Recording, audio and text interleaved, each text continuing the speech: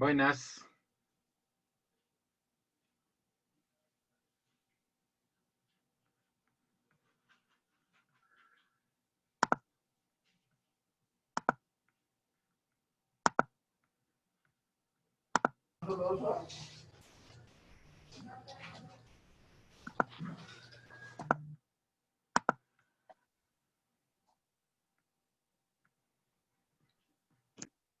Ven, ya estamos todos, estamos entrando todos.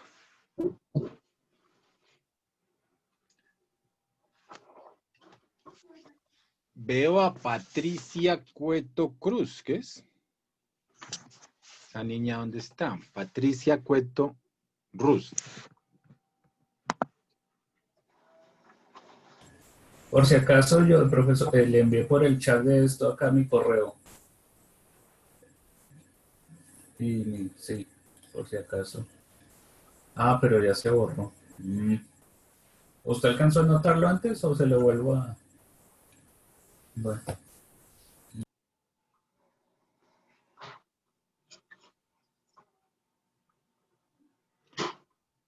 Por favor.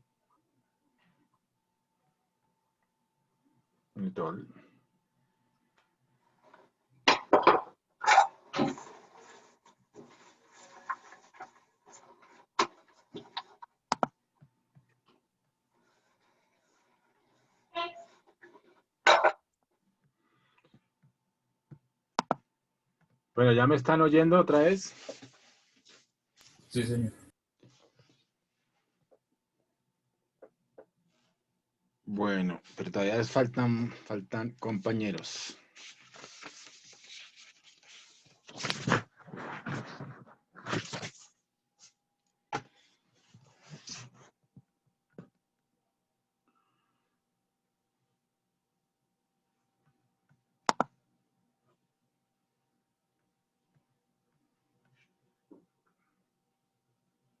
Tres, 6, 9, 10. Todavía nos faltan otros compañeros.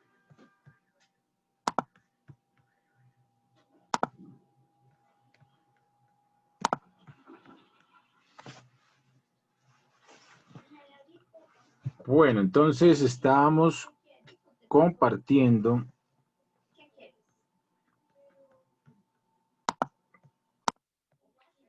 aquí la pantalla. Están viendo la pantalla, están viendo el Moodle, ¿cierto? Fundamentos de Economía. ¿Ya Sí. se matricularon? No, señor, ¿qué clave es? No. La clave es del 1 al 6. 1, 2, 3, 4, 5, 6. Gracias. Aquí,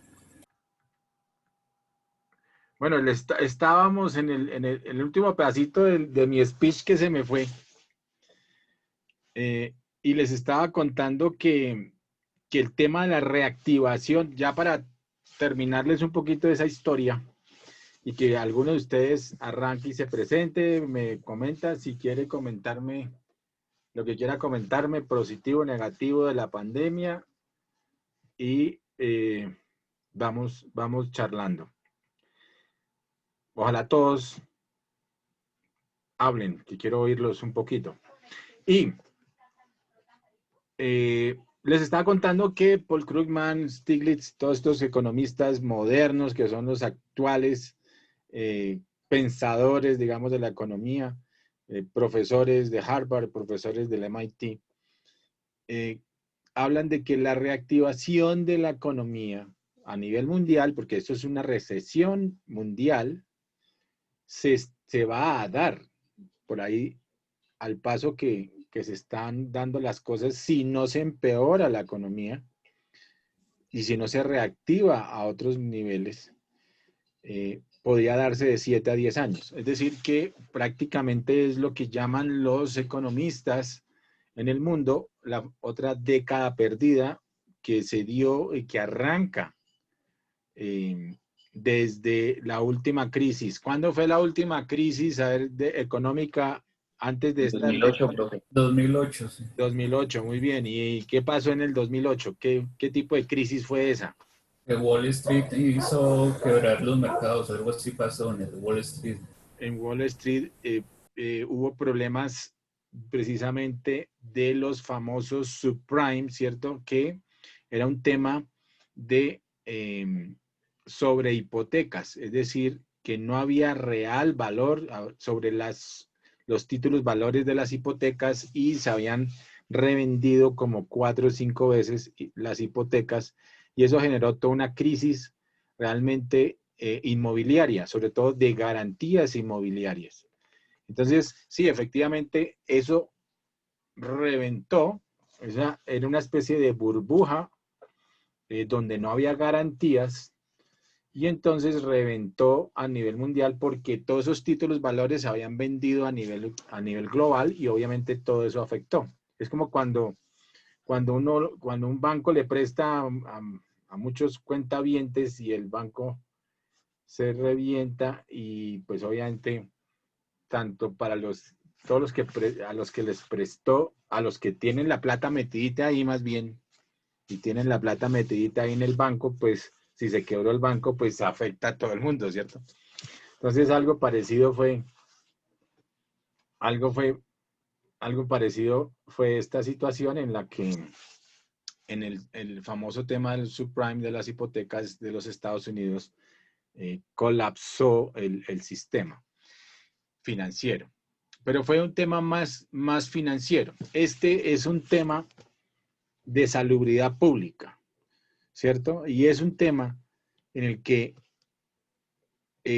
debido al confinamiento, ha generado problemas de baja demanda. ¿Por qué baja demanda? A ver, alguien que me cuente, a ver, ¿por qué baja demanda? ¿Por qué? ¿Qué es la demanda? Pues está eso de oferta y demanda, pero no se me va a ver. Lo que requiere el público. O sea, lo que, ¿cierto? En la medida que uno está dispuesto a consumir de acuerdo a un precio cierto tipo de cantidades. Esa es la demanda, ¿cierto? Cuando hay un libre mercado y de acuerdo también a los mismos productos que se ofrezcan con base en ese mismo precio. Porque ahí es donde está la curva de oferta y demanda, donde se cruzan y genera un punto de equilibrio. Entonces, en los mercados, ¿cómo se forma un mercado? Normalmente, ¿qué debe haber en un mercado? Un Producto. ofertante y un demandante, ¿no? Ok, producto, obviamente en productos o productos que se transan, que se intercambian, y consumidores o demandantes, ¿cierto? Y productores o oferentes, o sea, las empresas que ofrecen y los individuos y las familias que demandan. Normalmente, digamos así, se arranca un mercado, puede ser ahora ya, antes se necesitaba y lo tradicional era que un mercado físico, pero con el Internet, desde que llegó el Internet eh, y, y dadas muchas de las situaciones e incluso en este momento precisamente con mayor fuerza, pues los mercados se volvieron virtuales. Eh, Oí hace poquito que precisamente las plataformas que más se han disparado en este momento son todas estas plataformas como y en las mismas páginas web. Obviamente, debido a la situación, pues todos estos de entregas a domicilio, pues se ha disparado. Empresas tan grandes que no eran tan grandes, pero han crecido a unos niveles enormes, como por ejemplo Rappi, domicilios.com, etcétera, etcétera. Todas estas plataformas, pues obviamente debido a que esta situación de confinamiento y nos ha generado esta incertidumbre que nos ha generado un cambio en ese hábito, obviamente, de salir, pues debido a que no podemos por el confinamiento, pues entonces las personas, todos, pues digamos, nos hemos volcado a trasladar la demanda que fuera, o sea, es una demanda pero virtual, ¿cierto? Para que se hayan aumentado precisamente todos los domicilios, pues, en los diversos países y en el mundo. En general, pues esas empresas de domicilios son las que han crecido. Pues creo que Rappi creció en el primer mes, ha estado creciendo a razón, póngale cuidado, esto es una cifra brutal. Hay empresas que han crecido brutalmente al 300%.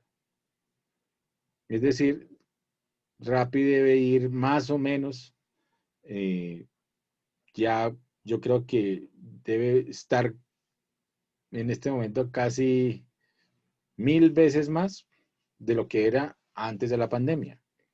Entonces, obviamente hay empresas que pues esta situación los ha favorecido, los ha hecho crecer, y ahí todo el resto del tejido, no todo el resto, pero sí muy afectado parte del tejido empresarial colombiano, sobre todo de manufactura, sobre todo de construcción, que con esta situación pues ha estado muy golpeada. Entonces, estaban los dos contrastes. Obviamente, por ejemplo, Bruce McMaster ha dicho, que es el presidente de la ANDI, que se tiene que reactivar mucho más la economía, que se debe darles más incentivos a las empresas, a los industriales, para que puedan reactivar como debe ser la economía y que pues obviamente no genere todo lo que está pasando, que genera las crisis, que es obviamente la incertidumbre y el desempleo. Automáticamente, cuando las empresas cierran, obviamente, ¿qué es lo que nosotros damos eh, a las empresas? ¿Qué es lo que nosotros le entregamos a las empresas? ¿Qué será? De los factores de producción. ¿Cuáles son los factores de producción? A ver si alguien se acuerda. ¿No se acuerdan? A ver, Julio Eduardo Rojas, ¿qué es un factor de producción? No, la verdad no lo tengo muy claro lo del factor de producción. ¿No No. será la materia prima? Sí, bueno, los llaman en ciertas instancias, los llaman los medios de producción, pero sí, efectivamente son parte de los factores tradicionales de producción, es decir, los factores productivos. ¿Qué es lo que nos da valor? Al principio lo que nos ayuda a generar valor, ¿cierto? Como factor productivo es la tierra, el trabajo y el capital. Ahora se unió otro nuevo factor, el último La factor, tecnología, pues. que es la tecnología, muy bien, que ya ha evolucionado muchísimo. Ahora lo llaman no solamente tecnología, sino la tecnología sería una partecita de este factor que tiene que ver con tecnología, innovación, investigación, desarrollo, ¿cierto? Con la famosa capacidad empresarial o iniciativa empresarial o el conocimiento empresarial, porque para unir todos los factores y que efectivamente genere muchos más beneficios a la economía y a cada uno de los individuos, a cada uno de los actores. Entonces, los factores de producción y sobre todo el factor de producción más importante, el que más genera valor, ha sido el trabajo. Entonces, ese es el factor trabajo, el transformador y generador de valor. Entonces, teniendo en cuenta eso, teniendo en cuenta estos factores, pues tenemos que efectivamente reactivar la economía, o sea, tiene que reactivarse la economía sobre la base del trabajo y sobre la base también de un modelo en el que el Estado tiene que volver a impulsar lo que llaman la famosa demanda. Es decir, la famosa demanda, pero agregada, es decir, la demanda del país, y estimular todos los sectores para que la economía vuelva a salir adelante. Entonces, por eso estamos hablando, y no sé si han oído, que dicen que volvimos al modelo keynesiano de la crisis del 39, que fue la que ayudó a salir adelante a las economías del mundo, ¿cierto? Pues ahí obviamente hubo otros modelos después de la Segunda Guerra Mundial. Está el famoso modelo New Deal, están hablando, ¿cierto? De que en el mundo debería darse un New Deal. O sea, el New Deal significa nuevo negocio o nuevo trato, ¿no? Realmente el New Deal es como nuevo trato. Entonces, y es un nuevo trato para darle suficiente capital, inyección de capital a la economía para que se vuelva a reactivar. Ojo que ese tipo de cosas también pueden ser generadores de la famosa inflación. ¿Qué es la inflación? Que se eleva el mercado, profe, los costos del mercado. Los precios, o es la elevación indiscriminada. Muy bien, ¿quién fue? ¿Jefferson? Sí, señor. Muy bien, entonces la inflación es la elevación, lo que se llamaría indiscriminada, es decir, puede ser repentina y porcentual o grande, ¿cierto? De los precios en un determinado momento, en un determinado mercado, o en un determinado país. Entonces, la elevación indiscriminada de los precios quiere decir que vivimos ahora con la inflación. Lo que pasa es que la tenemos controlada, pero cuando hay demasiado capital, normalmente, cuando, por ejemplo, se imprime tanto dinero para ayudar a la economía, que es lo que hizo, por ejemplo, Estados Unidos. Eso fue lo que hizo Donald Trump ahorita. Imprimió un pocotón de dólares, ¿cierto? Como 300 mil millones de dólares para que no se apagara la economía.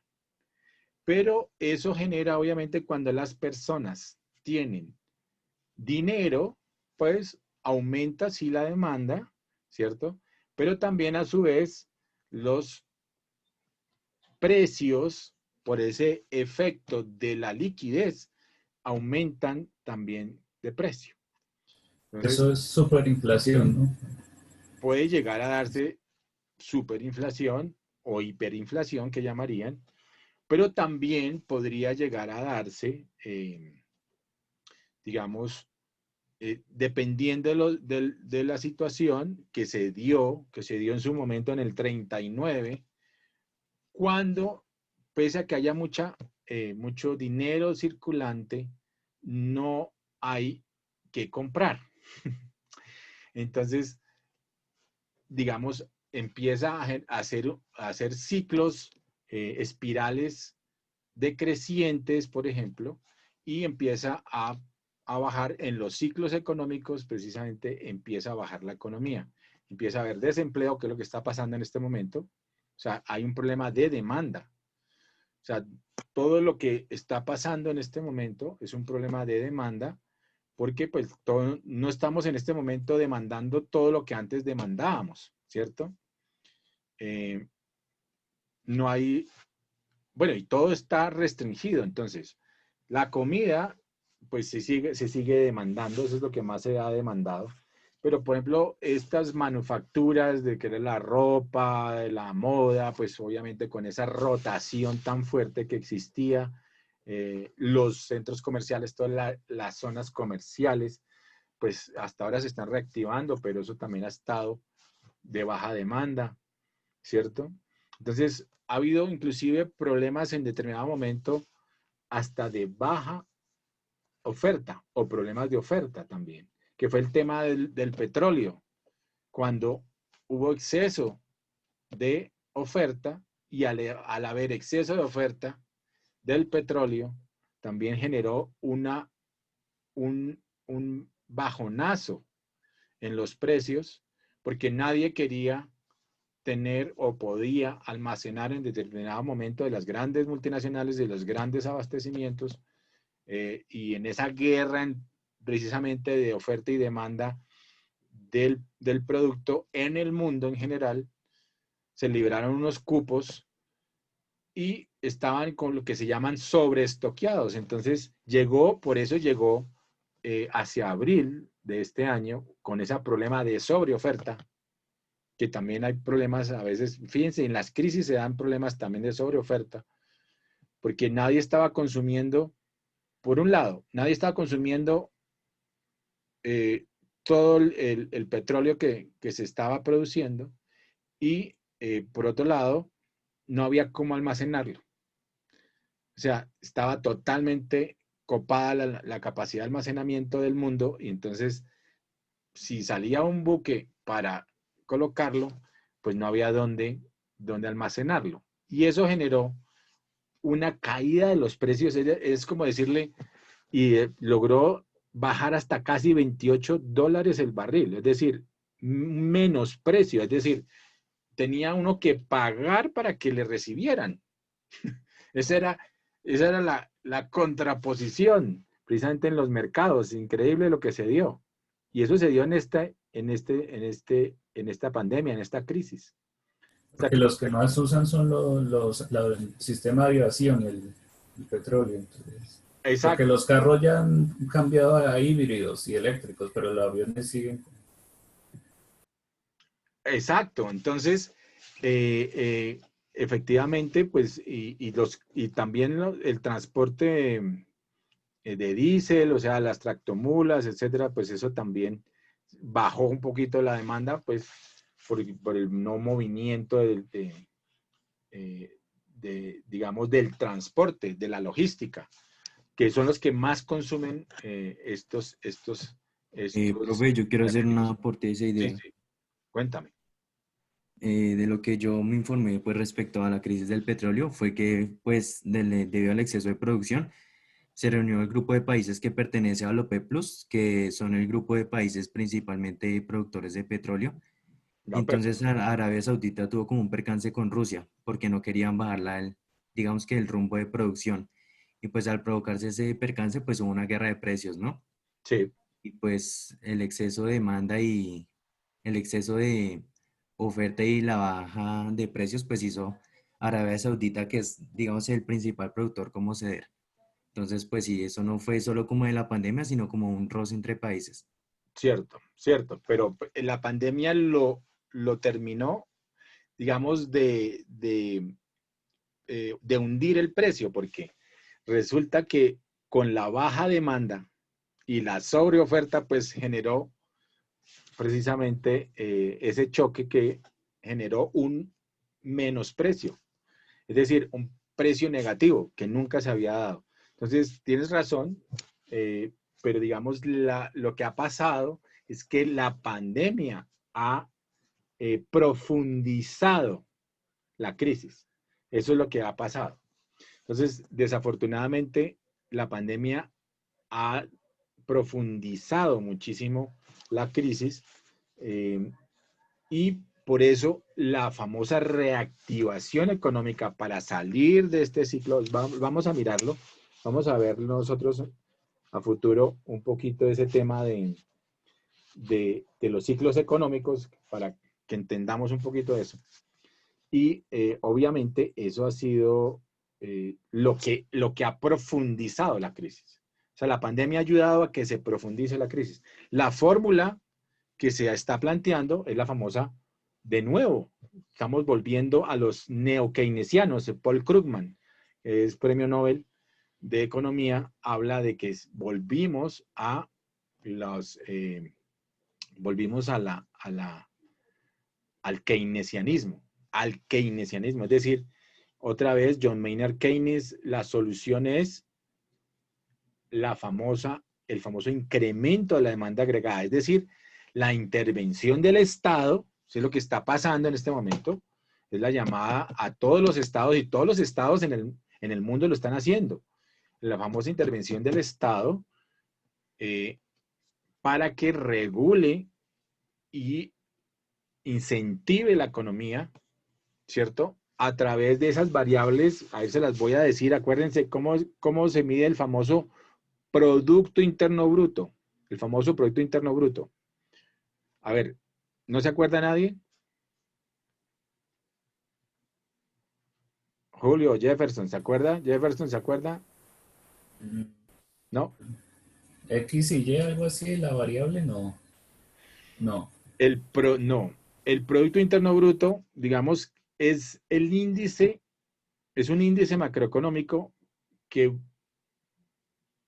le encuentra, es decir, que mide el crecimiento económico. Entonces, todos nos hemos basado de cómo crecen las economías. O sea, si crecen o no crecen. Cuando no crecen, obviamente, pues estarían o en un punto intermedio. Si no crece una economía, en el fondo lo que está haciendo es decreciendo. Es decir, o crece o crece. Si no crece, estás decreciendo, ¿cierto? Que es muy diferente también al tema de desarrollo. Eso también lo vamos a mirar. Una cosa es el desarrollo económico y otra cosa es el crecimiento económico. Lo que apuntan las economías de los países es a que crezca la economía. En la medida que crece la economía, hay mayor demanda, hay mayor oferta y hay mayores beneficios para todos los mercados y todos los actores del país. Entonces, de los países y de la economía. Entonces, en esa misma medida, se desarrolla la economía y crece la economía. Si impulsamos la economía en esas variables del PIB, que son el Producto Interno Bruto es igual, para que lo tengan, después se los voy a colocar, pero para que se vayan acordando. Entonces, hay que estimular ¿qué? Producto Interno Bruto es igual al consumo, más la inversión, más el gasto público, más las exportaciones, menos las importaciones. 5 variables. Entonces, esa es la famosa demanda agregada. Entonces, hay que estimular el consumo. Ojo. Entonces, el consumo, ¿cómo se estimula? Con la demanda. Entonces, incrementando la demanda, haciendo que se consuma más. Entonces, por eso esta liberación, ¿por qué es, el famoso tema del día sin IVA en esta pandemia? ¿Por qué? Para estimular el consumo. ¿Sí? Eso todo tiene una razón, o sea, y si lo vamos a mirar, casi todas las cosas y las decisiones y la toma de decisiones, tanto políticas, todo tiene una connotación económica. Entonces, el famoso tema del día sin IVA es precisamente, es para estimular el consumo. Entonces, la otra, consumo más la inversión. La inversión, ¿para qué la inversión? Entonces, ¿qué es lo que están haciéndose en este momento? Todos los estímulos empresariales, ¿cierto? Para pago de nóminas, es parte de ese estímulo a los empresarios, no solamente para que mantengan los puestos de trabajo, sino para que logren sobreaguar la crisis y puedan salir adelante. Esos créditos de tasas muy bajas, con algunas, lo que llaman meses o una parte muerta, ¿cierto? Se convalida una parte, digamos, ¿cómo se llamaría eso? ¿Cómo se llama eso? Un periodo de gracia, se llama el famoso periodo de gracia. Entonces tienen con unos periodos de gracia mientras se recupera la economía y ahí sí empieza uno a pagar, ¿cierto? Con unas tasas más controladas, más bajas de interés. Entonces, eso es lo que ha hecho que se estimule y se ayude en la parte de la inversión, es decir, para que haya también posibilidades de producción y de mayores ofertas. O sea, dependiendo obviamente de cómo se vayan dando las demandas, los consumos. Entonces, consumo más la inversión, más el gasto público. Obviamente el gasto público es lo que ha imperado. Ojo que hay un problema muy grande ahorita con el famoso gasto público porque estamos sobreendeudándonos también. La famosa regla fiscal, que es que no nos debemos endeudar. El endeudamiento externo debe ser mayor del 50% del PIB. Nosotros teníamos la regla fiscal, no debería ser mayor del 30% del PIB. En este momento está en el 50%. O sea, todos los países se endeudan con el Fondo Monetario Internacional, Banco Mundial, ¿cierto? Se están endeudando precisamente para tener la liquidez suficiente para poder invertir en el país y poder pagar todos los gastos de funcionamiento y gastos de inversión que tienen los estados. Entonces, ¿cuáles son los principales ingresos del Estado? A ver, ¿quién me dice? Los impuestos. Los impuestos, muy bien. Entonces, debido a que los impuestos siempre han sido insuficientes porque no alcanzan, pues entonces muchas veces para pagar todas las cosas, fuera de la problemática de la corrupción, digamos, porque si entramos en esa dinámica y en esa explicación y en esa situación de la corrupción, nada tendría solución. O sea, el mayor problema del mundo y la pobreza más grande del mundo se da debido a la corrupción. Pero saliéndonos de eso, en el estado normal, digamos, todos los estados requieren precisamente para devolverle a sus ciudadanos todo lo que trabajan y todo en bienes sociales, ¿cierto? En infraestructura, en educación, en salud, precisamente, salud pública. Entonces, todo ese tipo de cosas requieren, eso no sale de nadie más, sino de los mismos conciudadanos a través del pago de los impuestos. Entonces, los impuestos es algo necesario para que el gobierno pueda administrar esos recursos y poder pagarle al ciudadano, devolverle al ciudadano en bienes comunes, en ciudades, en infraestructura, en calles, en energía, luz, servicios, ¿cierto? Para mejorar su calidad de vida, en parques, en entretenimiento, ¿cierto? Y en puestos de trabajo también, para poder darle a la ciudadanía también capacidad de trabajo, es decir, lo que llamamos en este momento la famosa burocracia estatal. Pero, bueno, entonces, ahí el gasto público es también muy importante, el gasto público, sobre todo las famosas licitaciones que hay ahorita, las famosas 4G, acaban de inaugurarse por fin, después de como 100 años.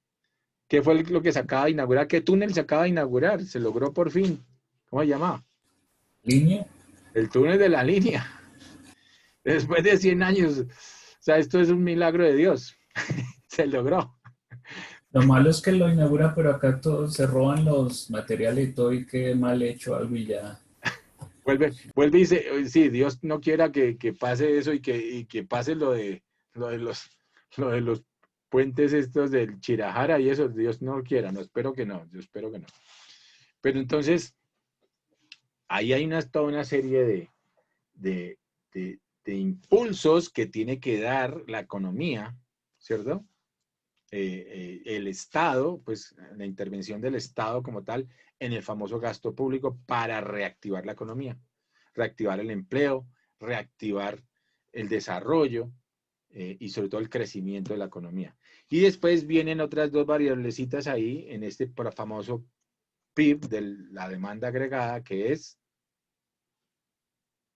las exportaciones menos las importaciones. Por eso todos los incentivos, todos los tratados de libre comercio, que tienen sus más y sus menos, a veces más menos que más, pero bueno, genera toda una serie de dinámicas para poder exportar nuestros productos y poder tener un muy buen comercio exterior. La idea es que ese comercio exterior sea uno de los principales jalonadores del crecimiento de las economías. Ese es el desarrollo que se puede dar a nivel, es el crecimiento, perdón, que se da a nivel del comercio exterior. Entonces, fíjense que ahí está contenido muchas cosas en esa formulita, en la formulita que hizo John Maynard Keynes, el padre de la macroeconomía moderna, ¿cierto? Y él hablaba de que la demanda agregada, que es igual al Producto Interno Bruto, demanda agregada debía estimularse en todas sus variables, en el consumo, más la inversión, más el gasto público, ¿cierto? Consumo, inversión, gasto público, más exportaciones menos las importaciones. Ojo, que la última es menos las importaciones. Entonces, fíjense que bien interesante, estamos de nuevo en que el Estado tiene que tomar y está tomando esas prerrogativas de estimular la economía, es decir, volvimos a los somos ahora neokeynesianos, nuevamente keynesianistas, y el Estado es el que está impulsando de nuevo la economía. Por eso todas esas normativas, todas esas cosas que está sacando el Estado. Qué pena, parece ser que otra vez nos vamos a descomunicar. Ya sería la última comunicación el día de hoy. Les prometo que mañana ya hablo con la profe Astrid para que por favor me habilite para las 2 horas. ¿Ok? Si se descomunica ahorita, les ruego que otra vez nos volvamos a comunicar, porque es que tengo que darle instrucciones para mañana. Y ya entramos en la última fasecita aquí para mostrarles rápidamente lo que estamos haciendo, lo que está en la plataforma. Bueno. Listo, profe. Listo, profe. Mientras tanto, mientras no nos descomuniquemos, bueno, ¿por qué no se van ahorita? Miremos quién se puede ir presentando y me va diciendo algo que le haya dejado bueno la pandemia. Bueno, seamos positivos hoy. Cosas que le hayan dejado buenas la pandemia, más bien. Seamos bien positivos, optimistas. Bueno, yo, Julio Eduardo. Sí. Lo positivo creo que también a todos de nosotros, la rebaja en el costo de lo que tú vas a pagar mensualmente eso sí ha sido algo beneficioso de estar. Y para muchos que se movilizan, no más fácil estar en modo virtual en un aparato de esto, se les facilita mucho la enseñanza, creo. Pues es más práctico. Nos toca, muchas gracias, Julio Eduardo. Yo lo que creo, tienes razón, creo que eso ha maximizado digamos, nuestra ubicuidad, digámoslo así. ¿Cierto? Es como poder estar en varios lados al mismo tiempo sin movernos de la casa, ¿no? Entonces, es interesante. Y la virtualidad de hecho, pues el Internet ha ayudado muchísimo a eso. Ahora, todas estas plataformas, obviamente, con mayor veras, hacen que esa ubicuidad sea más práctica y podamos estar en varios lados, entre comillas, al mismo tiempo, ¿no? De acuerdo, listo. Muy bien, me gusta la cosa. ¿Quién más? Carolina, cuéntame, ¿qué te ha dejado buena Carolina Duarte? Sí, profe. ¿Qué te ha dejado de buena la pandemia? ¿Qué tan Ya, optimista estás? espérame porque se escucha. Listo.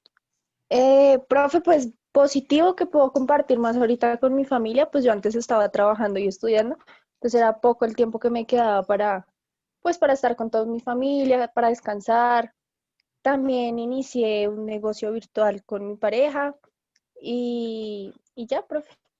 Muy bien, entonces fíjate, mayores ingresos, digamos, por ejemplo, Julio Eduardo que decía ahorro. Julio Eduardo decía, tenemos ahora ahorro en transporte, ahorro ahorro en las matrículas de la universidad. O sea, hemos podido optimizar, digamos, de cierta forma, lo que decía Julio Eduardo es, estoy optimizando todos estos temas de los costos y de los precios. Muy bien. Y tú estás optimizando tu tiempo, has podido optimizar tu tiempo, ¿cierto? Y todo este tipo de cosas de la optimización y ahorros, y ahora que tú estás hablando también de la inversión en una nueva empresa, ¿cierto? Un nuevo emprendimiento. Todo esto son temas económicos precisamente. Todo es para mayores ingresos o para tener mejores ahorros o para hacer inversiones. Fíjate que todo esto es económico. Muy bien, Carolina. ¿Quién más? Michelle. ¿Qué te ha dejado buena Michelle Daniela Ortega? Michelle. Ya, profe, es que se me fue el internet.